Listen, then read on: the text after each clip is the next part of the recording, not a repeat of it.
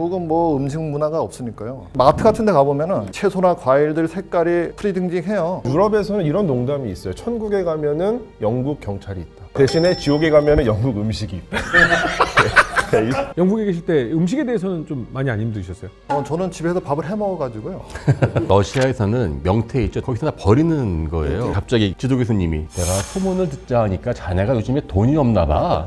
왜요? 아니 자네가 어디서 개먹이를 먹는다는 소문이 들었는데 역사를 보다 재미있고 가깝게 전해드리고 싶습니다. 역사를 보다 진행을 맡은 허준입니다. 오늘도 교수님들과 함께 이야기 나눠보도록 하겠습니다. 안녕하십니까. 경희대사학과에서 고고학을 전공하고 있는 강인욱입니다. 안녕하십니까. 성균관대학교 사학과에서 서양 중세사를 공부하고 가르치는 이상동입니다. 네, 안녕하십니까. 서강대 유럽연화연구소의 박현도입니다. 이슬람사를 가르치고 공부하고 있습니다. 네, 안녕하세요. 한국이집트학연구소의 광민수입니다. 이집트학과 이집트 고고학을 연구하고 있습니다. 아, 드디어 그 역사가 보다에 들어왔습니다. 영국입니다. 참 많은 역사의 이야기 속에 중심이 또 되는 나라기도 하잖아요. 오늘 좀 잘 부탁드리겠습니다. 잘 부탁드립니다. 저희가 지난 시간에 이 프랑스사 선생님과 함께 얘기할 때 밖에다가 이 똥버린 얘기 엄청 하면서 경악스럽다라는 얘기를 했었는데 깨끗함을 얘기할 때 자부심을 갖고 계시는 우리 박현도 교수님, 이 무슬림이나 중동에서는 청결을 굉장히 중요시 여긴다. 그러면 안 씻은 사람은 죄를 짓는 거예요. 기본적으로 해야 될 게 예배하기 전에 닦아야 돼요. 뭐 아침에도 씻고 저녁에도 씻고 네, 그러니까 하루 5번 예배하니까 하루에 닦아요. 5번 네, 하루 5번 예배하기 전마다 다 닦아야 돼요. 그리고 어느 정도로 정결을 중요시하냐면 만약에 닦은 다음에 잠깐 졸려가지고 잤잖아요. 그러면 다시 닦아야 돼요.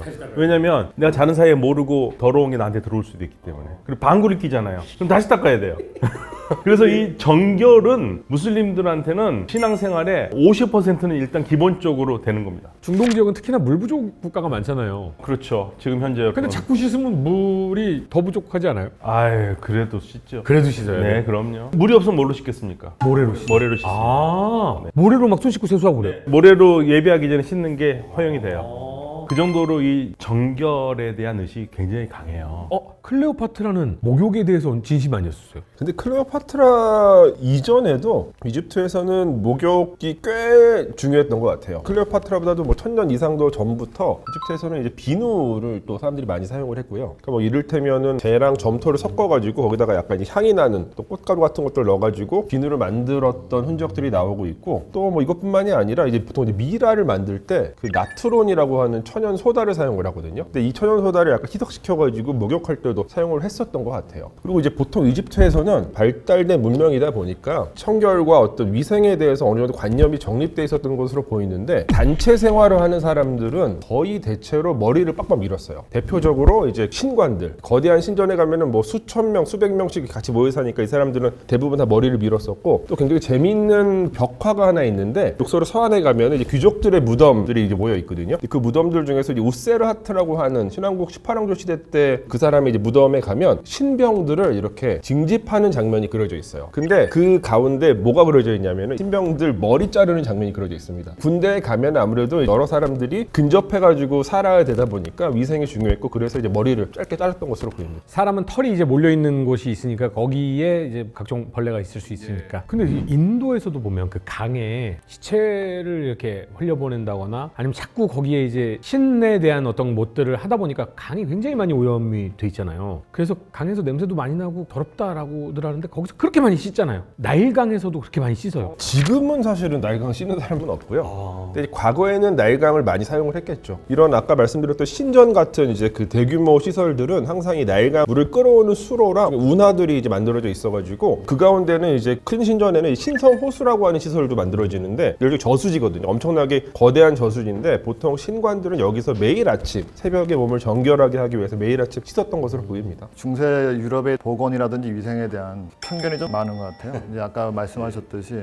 당연히 이제 근현대적인 관점에서 보면은 하수 시설이 없는 상황에서 길거리에 내다버릴 수밖에 없는 거죠. 근데 이제 뭐 돌이켜 보면은 로마 시대에 이미 이 도시화된 곳에서는 상하수 시설이 있었고 그 전통이라고 하는 것이 물론 이제 중세로 가면서 단절된 부분이 있지만은 그래도 이제 개인의 위생이라고 하는 측면을 봤을 때는 지역마다 좀 다른 것 같은데요. 예컨대 초기 중세 잉글랜드 기록에 보면은 그 당시 이제 바이킹 애들이 들어왔는데 바이킹 애들이 일주일에 한 번씩은 씻었다라고 하는 이야기가 있어요. 물론 이제 그 반대로 어떤 기록에 따르면 어떤 성인은 1년에 한 번 부활절에만 씻는다라고 하면서 중세 사람들은 부럽다, 목욕도 안 한다라고 하는 편견이 고착화되고 있는 것도 있는데요. 그리고 실제로 이제 잉글랜드나 뭐 스코틀랜드 혹은 북유럽의 뭐 스칸디나비아 반도가 널터이지만 거기는 물이 부족하지가 않아요. 그래서 씻죠, 개인적으로는. 물론 이제 오늘날처럼 이렇게 깨끗하게 씻지는 않겠지만, 근데 반면 뭐 제가 이제 프랑스어 전공은 아니라서 정확하진 않지만 프랑스는 상대적으로 물이 부족하죠. 그래서 잘 안 씻죠.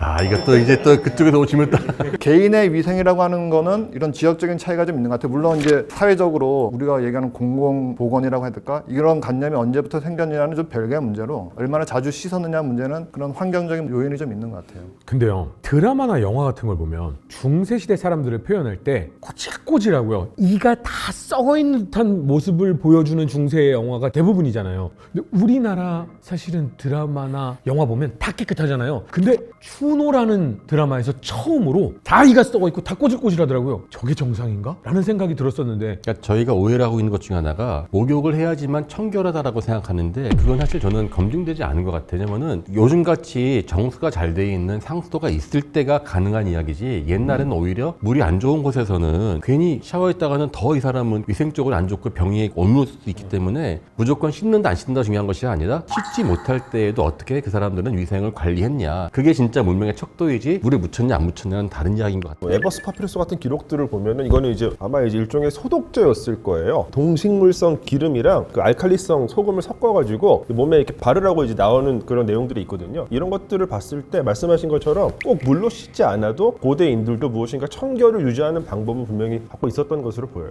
그 초원의 유목민족들은 물이 없기 때문에 지금 기름 있지 않습니까? 그 비계, 그게 아주 좋은 그 청결제가 되고, 그 다음에 이제 그 약초 있죠, 향초를 태워가지고 이렇게 몸을 해가지고 그것으로 훈연을 시킵니다. 자기 몸을 훈연을 해요? 그러니까 그게 이제 일종의 우리 향수 뿌리듯이 세균들을 방지하는 성분이 있는 그러한 향초들을 태워요, 약초를. 그러니까 그게 되게 과학적이지 않을까요? 물이 없는 상태인데. 그리고 이제 아까 말씀하셨던 이제 이슬람 그 중동 지역에서 모래로 씻는 습관도 사실은 뭐 비슷하다고 저는 할 수가 있을 것 같아요. 우리도 뭐 요즘 들어와서야 대중목욕탕 없어지고 다 집에서 샤워하지만요. 제가 80년대 일주일에 한 번 목욕하는 게 일이었는데요.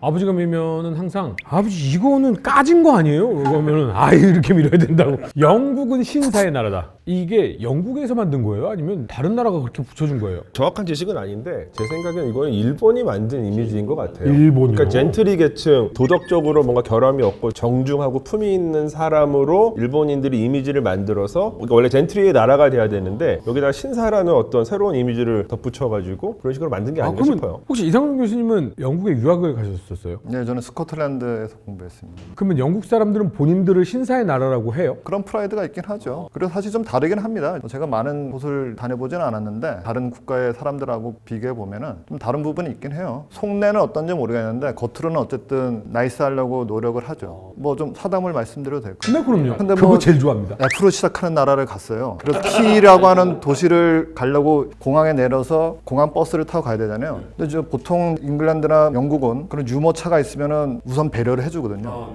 그 F라고 하는 나라 사람들은 그런 거 하나도 안 따져요. 뭐 예. 그냥 지들 그냥 양보 같은 건 안 해줘요? 양보가 어디 있습니까? F 나라에 대한 편견을 똘레랑스라고 하는 걸로 아주 심각하게 왜곡시켰다고 보는데 그분의 말과 좀 다르네요. 그래서 이제 공항에 내렸어요. 네. 그래서 이제 그 제 선배가 픽업을 하러 왔어요. 이제 물론 그 선배가 좀 잘못했죠. 이제 시간이 없어서 주차를 못 하고 불법 주차를 했어요. 그 이제 뭐 바쁘니까 막 이렇게 짐을 때려 싣고 차에 탔어요. 근데 애들이 많고 짐이 많으니까 정리가 안 되잖아요. 그래서 이제 조금 가다가 일단 먼저 경고를 받았고 조금 가다가 세워서 짐을 정리를 해야 되니까 니에 트렁크도 뭐 닫아야 되고 내렸어요. 내렸더니만은 경찰이 오더니만은 따라오라는 거죠. 그 경찰차를 쫓아가야 됐어요. 그래갖고 우리도 뭐 인천공항 이런 데 가보면은 화물 적지 않은 데가 많잖아요. 어디 뱅뱅 돌더라고요. 뱅뱅 돌더니만은 불도 없고 밤이니까 어딘지 알 수 없는 그런 공간으로 싹 올라가더니만은 우리가 뒤에 따라가니까 얘네가 싹 사라진 거예요. 우리는 걔네가 어느 길로 사라진지 모르죠. 우리를 어디 미로 속에 가둬 놓은 거죠. 경찰이란 놈들이 그런다니까요. 그게 F나라의 현실이에요 그게.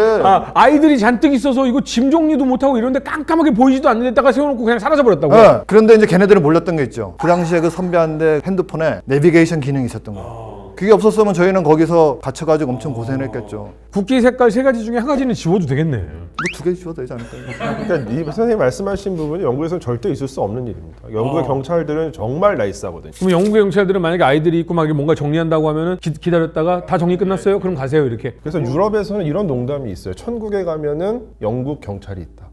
아 정말요? 대신에 지옥에 가면은 영국 음식이 있다. 이런 농담이 있습니다. 소장님 말씀하신 대로 이 젠트리하고 좀 관련이 있는 것 같아요. 이제 그 젠트리라고 하는 계층이 있죠. 귀족 정도의 치는 아니지만은 이 지방에서 토지를 소유한 지주계층. 한 19세기가 되면은 이 젠트리 혹은 젠틀맨이라고 하는 것은 절제되고 예절 바르면서 종교적인 사람이어야 된다라고 하는 사회적 규범이 만들어지는 것 같아요. 근데 이제 이런 사회적 규범이 왜 만들어졌냐는 명료하진 않지만 또 어떤 사람들은 이게 프랑스 혁명하고도 좀 연관이 있지 않는가. 라는 얘기도 하고 있어요. 왜냐하면 그 당시에 프랑스 혁명이 가져온 상당히 긍정적인 면이 있죠. 긍정적인 면이 있는데 이제 진행되는 과정 속에서 극단적으로 좀 폭력화되는 부분도 있다 보니 잉글랜드에서 영국에서는 이제 그런 모습을 보고 이 사회적으로 젠틀맨들이 가져야 될 덕성으로는 다혈질적이고 폭력적인 것과는 좀 거리가 먼 소위 말하는 점잖음, 예의 바름 이런 것이어야 되지 않느냐라고 하는 규범이 좀 만들어지게 된 것 같아요. 여러분들 다 잘 알고 계시는 그 영화가 있어요. 2015년에 개봉한 킹스맨. 알죠. 그 킹스맨이 개봉했을 때 유행했었던 킹스맨에 이제 나왔었던 그 모토가 있습니다. Manner makes man.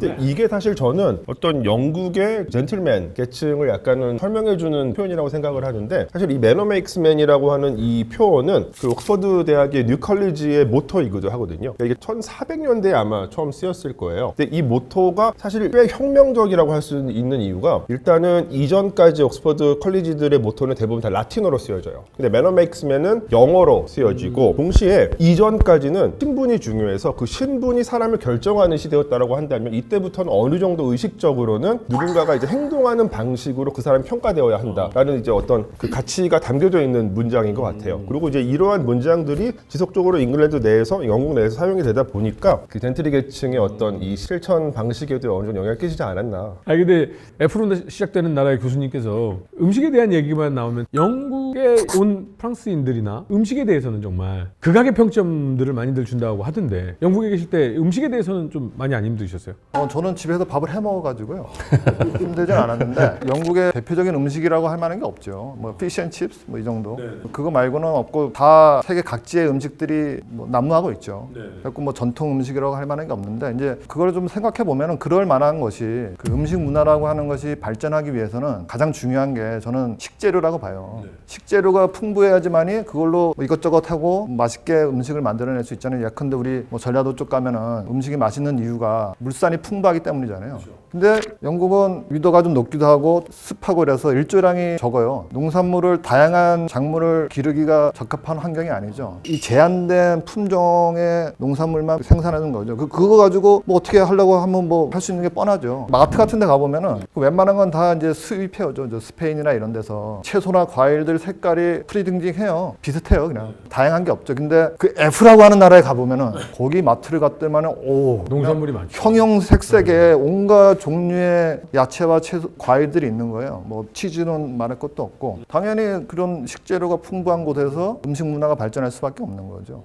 근데 영국은 식재료를 가지고 뭘 만들어 먹을 생각도 좀 안 하는 것 같다는 생각이 드는 게 우리나라 유동골뱅이 전부 다 영국에서 오는 거던데요? 러시아도 사할린 앞바다에 가면은 숭룡 아무르강에서 수영 못해요. 골뱅이들이 박혀 있어가지고 이게 러시아 애들이 또 해산물을 또 안 먹어요. 해삼이 그냥 그렇게 많아요. 그때 발굴하면서 내가 나중에 할 거 없으면 여기서 골뱅이 회사 하나 차릴까? 그럴 정도로. 근데 전 세계적으로 먹는 나라가 거의 없더라고요. 그럼 거기서 야 여기에 있는 골뱅이 판매권, 해삼 판매권을 나한테 줘라. 내가 평당 이거 50원씩에 살게. 이렇게 하고서는 사시지 그러셨어요. 근데 그게 이제 러시아 사람들은 원래 내륙 사람들이라서 그걸 안 먹어봐서 그렇게 말하면 마치 들쥐 잡아서 쥐포 만들어 먹게 약간 그런 식으로. 영국 어촌은 우리 때문에 아주 엄청난 팁을 올린다는 얘기 들었습니다. 속꼬리를 많이 구워 삶아 먹었습니다. 속골이요? 우리나라에서는 맞아요. 비싸서 예. 못 먹잖아요. 걔네들은 그거를 음식으로 취급을 안 해가지고 헐값에 마트에서 팔았죠. 그래서 속꼬리 사가지고 저도 선생님이랑 거의 동일한 경험을 했는데 저도 영국에 있을 때 진짜 속꼬리 곰탕을 많이 먹었어요. 너무너무 싸거든요. 꼬리찜 그거 맛있는데. 그리고 어떤 경우에 이제 슈퍼에서도 파는데 그게 되게 싸고요. 어떤 경우 이제 정육점에 가면은 그냥 공짜로 줄 때도 있어요. 러시아에서는 명태 있죠. 우리만 먹잖아요, 명태를. 거기서 다 버리는 거예요. 명태를 버려요?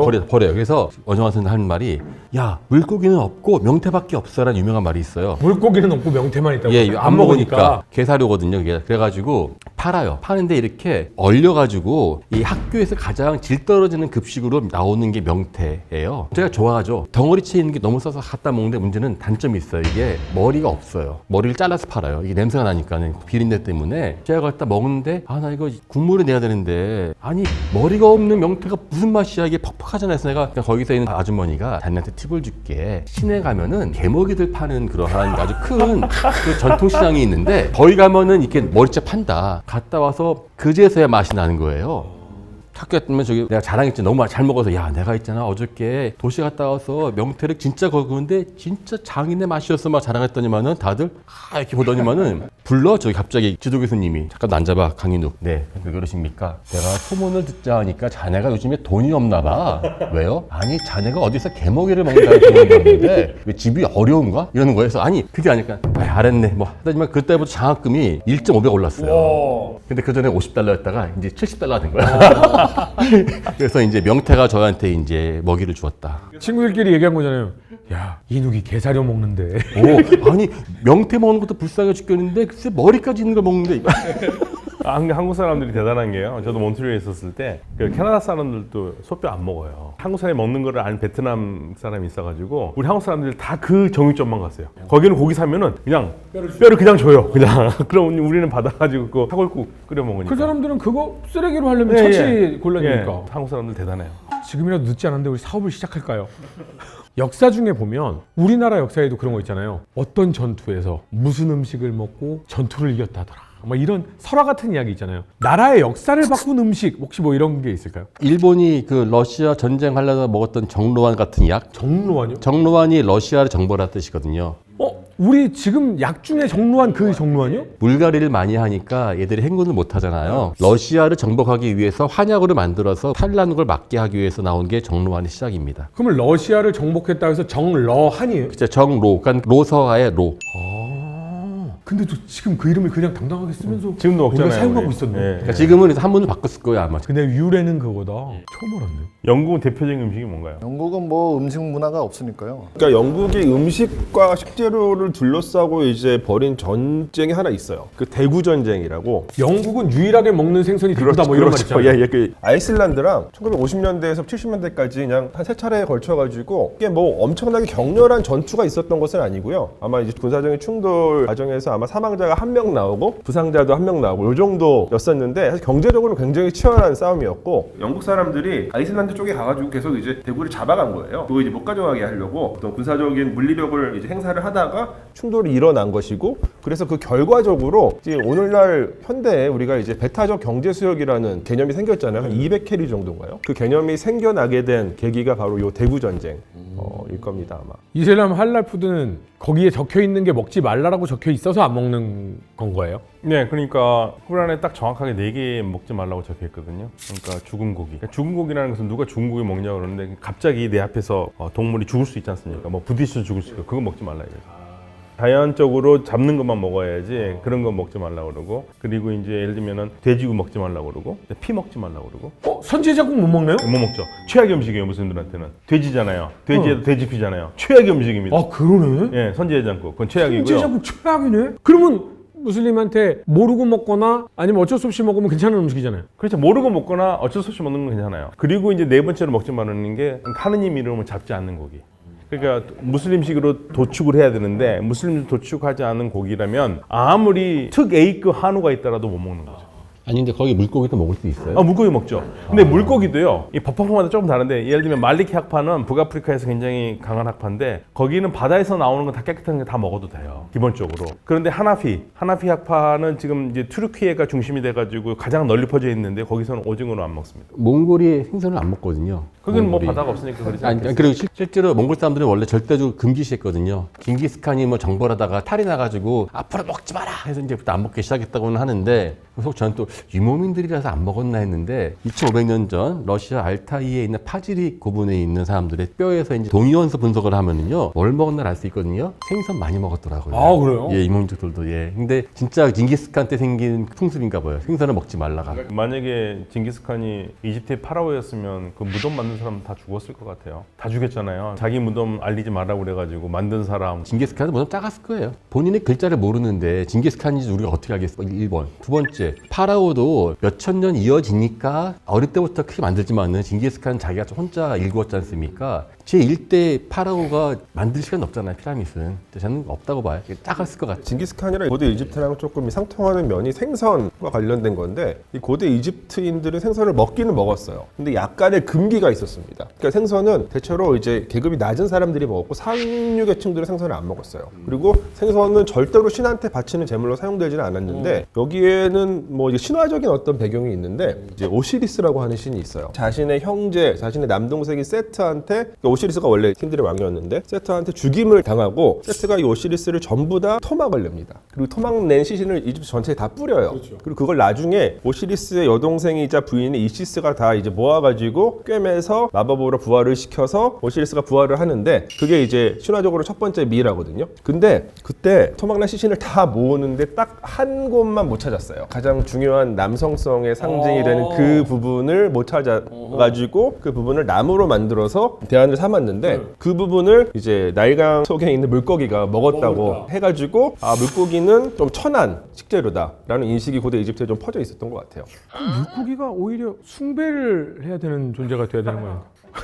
근데 이제 역설적이게도 이집트 문명이 탄생하기 이전에, 그러니까 이집트 지역의 선사 시대 때는 나일강에서 있는 생선들이 정말 중요한 단백질 원으로 사용이 되었었어요. 날강에 그 물고기 어마어마하게 크던데요. 엄청나게 많죠. 예. 결국은 생선을 먹냐 안 먹냐는요 강옆이 문제가 아니라 결국은 보존할 수 있는 기술의 차이인 게, 전 세계적으로 특히 동남아부터 저기서 한국까지 젓갈이 되게 유명하지 않습니까? 그게 키포인트인 것 같아요. 한국은 못 먹는 생선이 없잖아요. 민물도 먹고. 그게 지금이야 이제 다 냉장고에 좀, 옛날에는 없었거든요. 이거 내륙까지 운반할 수 있는 기술 결국 젓갈밖에 없었어요. 또 젓갈이 재밌는 게 이게 핵산이 있어가지고요, 그 감칠맛이 나잖아요. 맞아요. 그거는 전 세계에서 싫어하는 사람이 없어요. 그거는 사피엔스의 본능적인 땡기는 맛이지 않습니까? 그래가지고 지금 저희가 고려 시대 때 난파선들 발굴하면요, 선원들 개인찜에 보면은 꼭 젓갈통이 있어요. 고려 시대 그 도자기에. 그게 없으면 밥을 못 먹는 거죠. 젓갈을 만들면은 버리는 생선도 없어지고 다 먹을 수가 있고 내륙까지 가는 것이죠. 근데 그런 기술이 아마 이 몽골이나 이쪽은 없었기 때문에 제한적으로만 먹다가 아예 안 먹어지게 된 것이 아닌가. 근데 이 선생님이 말씀 들으니까 저도 약간 그 생각이 좀 정리가 되는 게, 아마 이제 이집트 문명이 탄생하기 이전에는 굉장히 소규모 공동체들만 나일 강변에 살았기 때문에 이 사람들이 생선을 잡자마자 이제 먹었기 때문에 그 보관을 신경 안 써도 됐었던 것 같고요. 근데 이집트 문명이 이제 성장을 하면서 또 출하의 규모가 커지고 사회 규모가 커지니까 생선 보관하는 게 문제가 됐기 때문에 점차적으로 생선을 기피하게 된 게 아닌가, 뭐 이런 생각이 드네요. 소금이 귀했나요? 소금이 귀하진 않았어요. 근데 소금을 활용을 못했구나. 역설적인 게, 소금이 귀한 데가 또 발달하는 게, 소금을 내륙 지방으로 운송을 할 때 그냥 운송하는 것이 아니라 젓갈이나 절여가지고 운반을 시키거든요. 우리나라 왜 안동이나 내륙 지방이 간고등어하고 상어고기가 전 세계에서 먹는 나라 별로 없어요. 우리나라만 먹는데 가야 시대 때부터 상어가 나와요. 가야 시대 고분에 보면은 커다란 상어가 통째로, 머리는 없는 채로 해서 경산 고분에 딱딱 나와요. 그게 제사 음식이잖아요. 지금도 동백이 먹잖아요. 근데 그게 상어가 금방 상하기 때문에 염분 섭취를 위해서라도 그거를 샀단 말이죠. 그냥 소금을 운반하는 게 아니라 절여서 그렇죠. 운반을. 그냥 소금은 비 오면 다 끝장인데요. 예. 그러니까 그게 결국은 모든 음식과 다양성은 그 염장 기술과 관련되어 있을 것이다가 제. 중동도 식재료가 가장 많은 곳이 음식이 발전하다 보니까 루브난, 레바논 음식이 아주 뛰어납니다. 시리아, 레바논이 뛰어나고요. 대신 뭐 사막 같은 데는 쉽지가 않으니까 고기를 먹더라도 생선 먹는 거는 그렇게 쉽지가 않죠. 뭐 무슬림 문화권도 지역마다 다릅니다. 얘기를 듣다 보니까 오히려 귀한 곳이 더 발달할 수 있는 여지가 있다. 고로 음식 문화가 발전 안 한 영국은 이해가 좀 가지 않는다. 식자재가 뭐 많이 부족하니까요. 그 부족한 곳이 오히려 지금 발전한다라는 느낌이. 그래서 스코틀랜드는 좀 다른데요. 스코틀랜드는 대표적인 음식이 있어요. 거기 하기스라고. 하기스요? 기적이 아닙니까? 이게 어떤 음식인가요? 우리로 치면 뭐 순대처럼 뭐 그런 건데 양 위에다가 그 안에 이제 내장들이랑 다른 여러 뭐 오트밀이라든지 양념을 넣어서 이 삶은 다음에 이렇게 잘라서 먹는 거죠. 그래서 순대 순대보다는 더 품격이 좀 높죠. 그거가 스코티시들이 자랑하는 그들의 민족 음식이라고 할 수가 있죠. 그 manna, Mike is man 이렇게 하고 딱 하는데 이 말투 있잖아요. 이 말투가 고급 영어인 거죠. 그러니까 이 상위 계층 영어. 영국 사람들은 서로 다 안다면서요.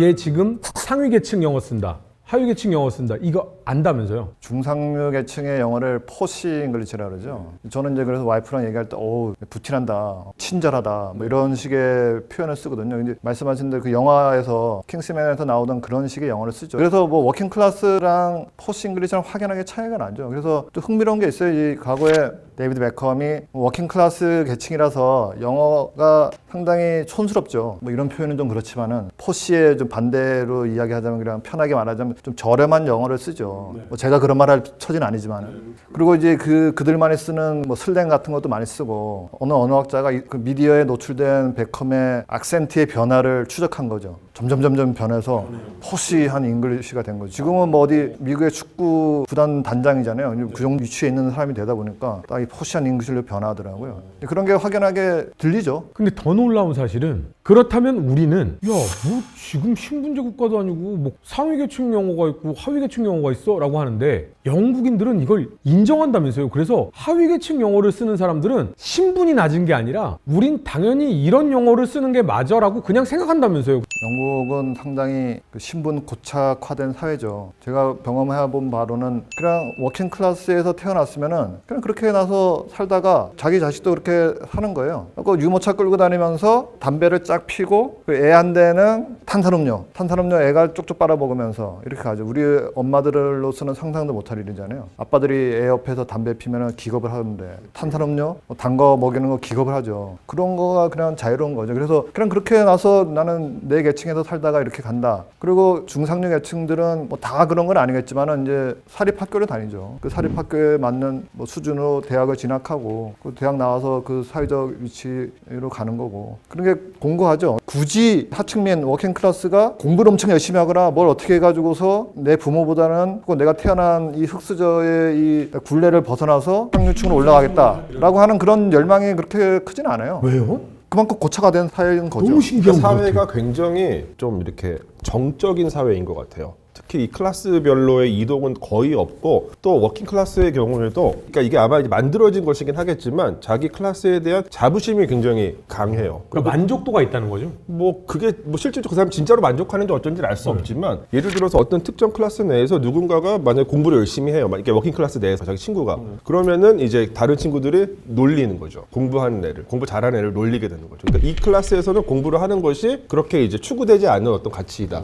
너무 신기한 것 같아요. 그리고 이게 사회 전체적으로 봤을 때 굉장히 뭐 제가 느끼기에는 클래스 각각의 스테이터스를 재생산하는 기제가 굉장히 치밀하게 작동하고 있다고 생각을 했는데 아까 말씀하신 그 학교들 이제 아주 어린 나이 때부터 하이 클래스들은 엄청나게 비싼 사립학교를 가서 처음부터 분리가 되고요. 또 이제 대학의 경우에도 뭐 영국에서 뭐 가장 유명한 대학교 옥스퍼드랑 캠브리지죠. 이 옥스퍼드와 캠브리지가 갖고 있는 사회 전체에 대한 지배력의 수준이 정말 어마어마합니다. 그 대표적인 사례가 영국의 총리들 있잖아요. 지금까지 56명인가 57명인가 그런데 그 가운데서 옥스퍼드랑 캠브리지, 옥스퍼드 출신이 거의 한 43명 정도. 그러니까 압도적 90%가 넘는 비율로 그 옥스퍼드가 지배를 하고 있습니다. 그러면 영국이라는 그 젠틀맨이라는 그 그룹들은요, 지금도 우리가 이런 상류 계층으로서 모범이 돼야 하고 이런 분리된 계층에서 절대로 함부로 행동해서는 안 돼라는 마인드가 지금도 이어져 오고 있어요. 모든 사립학교가 그러진 않겠지만은 좀 상류층들이 다닐 만한 사립학교에서는 10대들 그때부터 그런 교육을 시키죠. 제가 살던 동네에 좀 좋은 사립학교가 있었어요. 아는 분이 자기 자녀를 초등학교 때부터 보내더라고요. 그래서 물어봤어요. 그래서 가니까 뭐가 어떤 차이가 있냐 그러니까 뭐 학습적인 거는 크게 뭐 잘 모르겠다. 아직 어리게 했으니까. 근데 애들한테 어느 자리에 가더라도 당당하게 누군가와 토론할 수 있는 그런 자신감을 키워주는 것 같다. 그 얘기를 하더라고요. 10대 어린 애들이라 하더라도 대학 교수한테 와서 자기 의견 피력하고 뭐 이런 사람으로 만드는 거죠. 그런 교육을 하는 거죠. 뭐 이건 제 경험인데 약간 이제 어떤 부작용 같은 모습들도 나타났는데 역시 저도 주변에 이제 한국분이 이제 자녀를 굉장히 좋은 사립학교에 이제 보내신 분이 있었어요. 근데 이분 얘기를 제가 이제 간접적으로 들었는데, 그러니까 아이가 이제 엄마랑 같이 어디 슈퍼마켓에 가려고 이제 하는데 아이가 슈퍼마켓 앞에서 자기는 들어가지 않겠다고 떼를 쓰더라고 그렇게 얘기를 하더라고요. 그 이유가 뭐냐면 영국은 계층이 굉장히 이제 분화되어 있다고 말씀드렸잖아요. 슈퍼마켓에도 계급이 있거든요. 아, 이 슈퍼마켓은 신분이 낮은 슈퍼마켓, 저긴 높은 슈퍼마켓? 일단은 상품의 퀄리티가 달라지고요. 뭐 가장 웨이트로스가 있고, 그 다음에 이제 막스앤스펜서가 있고, 그리고 세인즈버리랑 테스코가 있고, 가장 아래에 아이슬란드라고 하는 슈퍼마켓이 있는데, 그러니까 테스코를 들어가려고 했었는데 얘가 안 들어가겠다고 한 거예요. 친구들 중에서는 테스코 들어가는 애가 아무도 없다라고 이제 엄마한테 그렇게 얘기를 했다고 합니다. 왜냐면 이게 다 같은 계층의 아이들이다 보니까 경험의 어떤 공유 차원에서 그냥 한정적인 경험만 공유되고 있다고도 할 수 있는 거죠. 그리고 좀 이제 제가 독특하게 느꼈던 것은 미국의 동부 발음 중에 좀 미국의 좀 유명한 집안 사람들이 발음할 때 보면 either, neither를 나이도 이렇게 하죠. neither, either 그래요. 우리나라 그 의류 중에 아이더 있잖아요. 그거하고 스펠링이 다르죠. 그게 독특하더라고요. 미국 동부인데 예를 들면 조지 부시 그 아들 부시가 항상 either, neither 그러더라고요.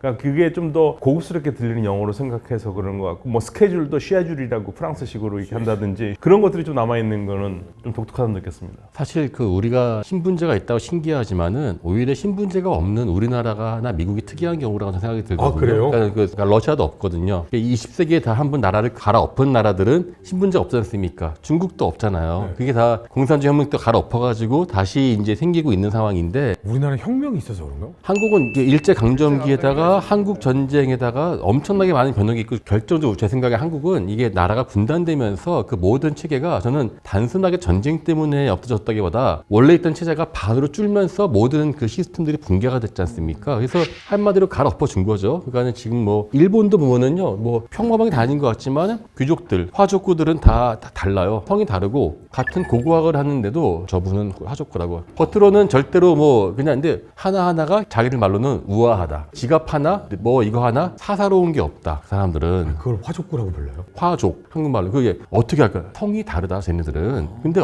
어떻게 이 학교를, 저 친구는 특이하게 이 학교로 왔지. 그래서 자기네들 학교 따로 있답니다. 학습원 대학 이런 데 있죠. 학습원 대학. 그리고 근데 요즘에는 그거를 오히려 말하면은 창피하게 생각한대요. 그래서 제가 그 귀족대학, 저희는 지금 절대 그런 데 아니라고. 인도도 말할 것도 없잖아요. 인도도 뭐 카스트 제도가 뭐 결국은 원래 있던 거에다가 이제 영국이 통치하기 위해서 계급을 더 강화시켰지 않습니까? 그렇게 놓고 본다면은 영국같이 몇백 년 동안 시스템화 되어 있는 나라로서는 결국은 사회의 존속의 목적이 계급에 구멍을 뚫었을 때 얼마나 시스템이 위험해지냐. 그럴 바에는 막아놓고 다 같이 안전하게 사는 게 낫다는 것을 선택한 결과가 되겠죠. 근데 그렇게 따지면은요, 사실은 이제 우리가 어떤 면에서는 전 국민이 양반화가 됐잖아요. 그렇죠, 그렇죠. 공화국이 되면서. 그렇죠. 모두가 젠틀이에요. 예, 사립학교도 공립학교도 전부 다 똑같이 등록금을 냈고, 사립과 공립의 차이는 뭡니까? 그 선생님이 4년마다 바뀌느냐 안 바뀌느냐. 근데 우리가 선생님 바뀌기 전에 우리가 바뀌어서 사실 잘 못 느껴요. 그렇죠. 요즘 안 그러잖아요. 자유로운 사립고 나오고 뭐 그러면서 지금은 점차적으로 우리가 어떤 면에서는 계급 사회로 간다는 느낌이 있어요. 80년대, 90년대 중고등학교 다니던 사람들은 이제 평등의식이 굉장히 강하잖아요. 맞아요. 뭐 어느 학교 뭐 해도 다 공립이든 사립이든 다 똑같았는데, 이제는 외고, 뭐 자유로운 사립고 맞아요, 출신, 맞아요. 뭐 어떤 특정한 국제고. 고등학교, 예, 그게 우린 좀 문제 있는 것 같습니다. 인간의 본능인 것 같아요. 그러니까 원래 인간 역사는 이미 기득권을 이제 획득한 어떤 세력은 기득권을 유지시키려고 하고, 기득권을 아직 확보하지 못한 세력은 기득권을 향해서 움직이면서 이게 계속 이제 작동하는 것 같아요. 제 친구들 혹은 뭐 거리에서 지역에서 만나는 사람들하고 뭐 이제 이야기하다가 이 얘기는요, 다음 시간에 전달해 드리도록 하겠습니다. 오늘 또 얘기를 하다 보니까 굉장히 풍부한 이야기가 또 나왔었는데, 이 이야기들을 나중에 조금 더 심도 있게 했으면 더 재밌겠다라는 생각이 들고요. 오늘 또 재밌는 이야기 들려주신 네 분의 교수님들 수고 많으셨습니다. 감사합니다. 네, 고맙습니다.